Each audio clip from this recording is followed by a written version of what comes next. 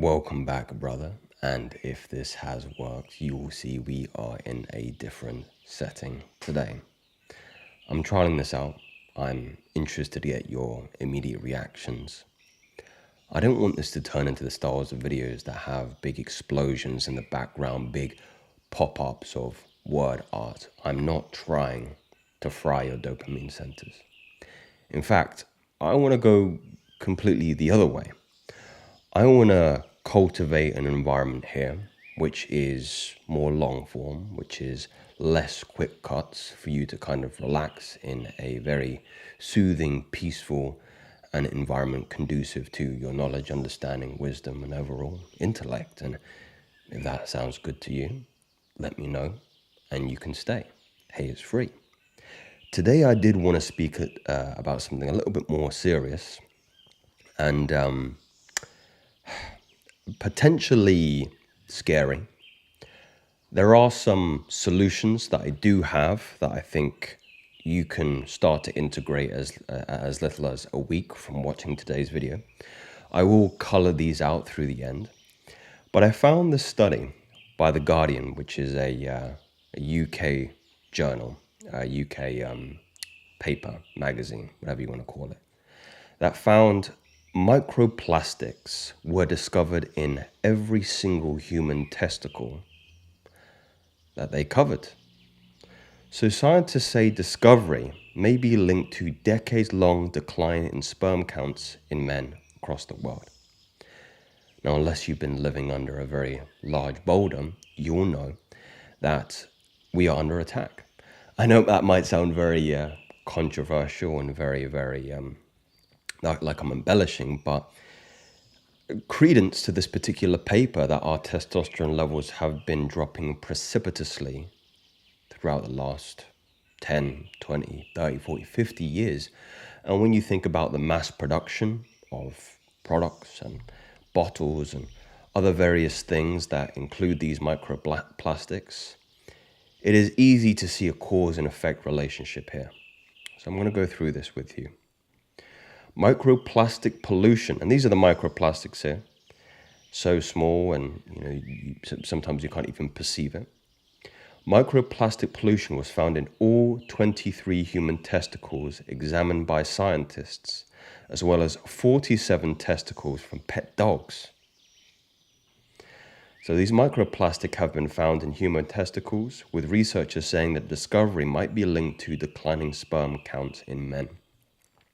Fertility is an issue that we are really trying to address in this particular video, and overall masculine gene expression, testosterone optimization. And like I say, I have a couple of ideas that I'm going to do perhaps a separate video on, depending on your interest, on the solutions to this particular problem. Because here's the thing. When you come to this channel, guys, I want you to feel hopeful. I don't want you to have negative and dark and depressing emotions after watching these videos. The continuity and a lot of the content sometimes that I watch that might cross over with mine is they generally don't give me a good feeling. And that is not my motivation. My motivation is to give you a good feeling. So 23 human sets, pairs, probably do that last time I'm going to do that, as well as 47 testes from pet dogs found. You guessed it, microplastics. The human testicles have been preserved, and so their sperm count could not be measured. However, the sperm count in the dog's testicles could be assessed and was lower in samples with higher contamination with the microplastics. The study demonstrates a correlation, but further research is needed to prove microplastics cause sperm counterfalls. It's always inconclusive. Now, why might it be the case that this is going to diminish sperm count? Well, we know microplastics are very estrogenic in nature. In fact, they bind to the same receptor points that testosterone does, free-base testosterone does. So not only do you have a delay in which testosterone can actually bind to an AR, an androgen receptor, and express free-base testosterone, but as it's waiting kind of patiently in line while that microplastic receptor is attached to the AR, the AI is receiving and interpreting the microplastic as a form of estrogen or estrogenic-like qualities, thus a feminizing effect. And the feminizing makeup isn't consistent with producing sperm, which is the role of, the Leydig cells in the testicles. So there's that rationalization for you. Sperm counts in men have been falling for decades with the chemical pollution, pesticides, implicated by various studies as well. Microplastics have also been recently discovered in the human blood, placenta, and breast milk, indicating widespread contamination of people's bodies. The impact on health is as yet unknown, but the microplastics have been shown to cause damage to human cells in the laboratory. I think you can create an idea or theory or infer from what we know about microplastics and them acting in the body.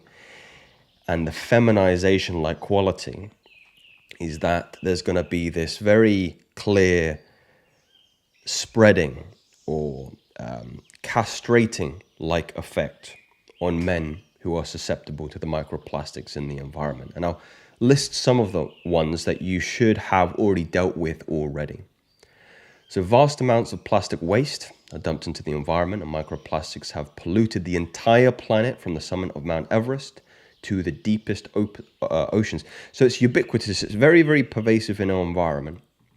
People are known to consume them in tiny particles via food and water, as well as breathing them in. So ingestion of food and ingestion of water is typically the ways microplastics get into the body. You can absorb through the skin, especially if there's breaks in the skin as well. But one of the things that I've been taking into very strict consideration are things like how my food is contained. If you can go to a farmer's market and not have the pre-packaged plastic wrap, salmon, steak, and other various items, that is advantageous because the plastic's going to bleed into the steak and then you're going to eat the steak. Plastic cutting boards, crockery, anything that you're using in your kitchen that is plastic, I think there's an argument to be made to be better be safe than sorry, pardon me, and remove those. Spatulas, plastic spatulas, because when you're heating your spatula and you're pushing around your egg, the plastic's bleeding into the eggs. Cutting boards, you're chopping up with a knife, plastics into the food. Containers, of course, Tupperware is the classic one. I don't even trust the BPA-free containers. I always go wood. I always go stainless steel. Some people will argue heavy metal poisoning, but stainless steel, in my estimation, is fairly safe in comparison to something like plastic. I believe there's another one that's escaping my mind at the moment. If you can leave it in the comments, I would greatly appreciate it. Those actions should already be done in terms of water, also keeping your water in glass containers, not going for the plastic bottles. I like Liquid Death. I know all the Americans are drinking Liquid Death on their podcast because it comes in that stainless, was it aluminium? You guys say aluminium, Ron. Aluminium? Something like that. A safer option, and there's something about it tasting better for me. Maybe it's my own psychological psyche bias. Now, these particles could lodge into the tissue and cause inflammation, as air pollution particles do, or chemicals in the plastics that could equally cause harm. In March, doctors warned of the potentially life-threatening effects after finding a substantially raised risk of stroke, heart attack, and earlier death in people whose blood vessels were contaminated with these microscopic particles. So in some way, you can infer this idea that like plaque clogs your vessels, these plastics are going to clog your vessels. And, I'm only reiterating what these doctors and the research and science suggests here. At the beginning, I doubted whether microplastics could penetrate the reproductive system, said Professor Zhang Zhong, see if I got that right, at the University of New Mexico in the US. When I first received the results for the dogs, I was surprised. I was even more surprised when I received the results for the humans. So the testes analyzed were obtained from post-mortem 2016 studies. I hope, anyway. With the men ranging from the ages of 16 to 88 when they died, the impact of the younger generation might be more concerning. Now there is more plastic than ever in the environment and, the prolonged period in which they're exposed to these things. The study published in the Journal of Toxicological Sciences involved dissolving the tissue samples and then analyzing the plastic that remained. The dog's testicles were obtained from veterinary practices that conducted neutering operations. Wow. So the human testicles had plastic concentrations almost 3 times higher than those found in the dogs. And this makes sense when you understand that dogs typically aren't using as much plastic products as we would. 330 micrograms per gram of tissue compared to 123 micrograms. Polyphenylene used in plastic bags and bottles was the most common microplastic found. Incredible. So PVC can release a lot of chemicals that interfere with spermatogenesis and contains chemicals that cause endocrine disruption. So the point I made earlier in relation to this notion of the AR binding with the BPA is essentially what they're talking about, but I fleshed out in a little bit more detail. The human testicles have been routinely collected by the New Mexico Office of the Medical Investigator and were available following a 7-year storage requirement after the samples were usually discarded. A smaller study in China in 2023, so very, very recent study, also found microplastics in 6 human testes and 30 semen samples. Recent studies in mice have reported that microplastics reduce sperm count and cause abnormalities and hormone disruptions. So the abnormality element is very, very interesting. This is where I'm going to give my first piece of game in a supplement that has shown evidence that it's going to reduce these kinds of abnormalities. So Cystanch, I believe, is a very, very viable option that you should consider supplementing if this is something perhaps you're a little bit more, what would you say, neurotic about. I'm just going to read a little bit of excerpt from my research on Cystanch. So it's this traditional Chinese medicine, also known as ginseng of the desert, and it's been used for thousands of years. One of my favorite colloquial terms of Cystanch is the stalk enlarger, because there is some evidence to suggest that it can or has libido increasing qualities, aphrodisiac-like qualities. And this occurs due to the natural occurring compound classified as a phenylene. You're going to have to excuse my pronunciation here. It's usually quite good, but when it comes to the scientific lexicon, it is not as good. Phenlethanolone glycoside, which promotes various health properties, including antioxidant and anti-inflammatory, neuroprotective properties equally. So links to it being an aphrodisiac and also evidence of BPA-induced abnormalities in sperm being mitigated through its supplementation. I am going to do a more comprehensive video on Cystanch and other supplements that I believe would be valuable to mitigate the effects of BPA, and I would appreciate your confidence if you would like to see that kind of video. What can also be considered in that particular regard is something like broccoli. Cruciferous vegetables have been known to act as almost like this scrubber in the blood for BPA. There's something about the folic acid-like properties that is valuable to mitigating the microplastics in the blood.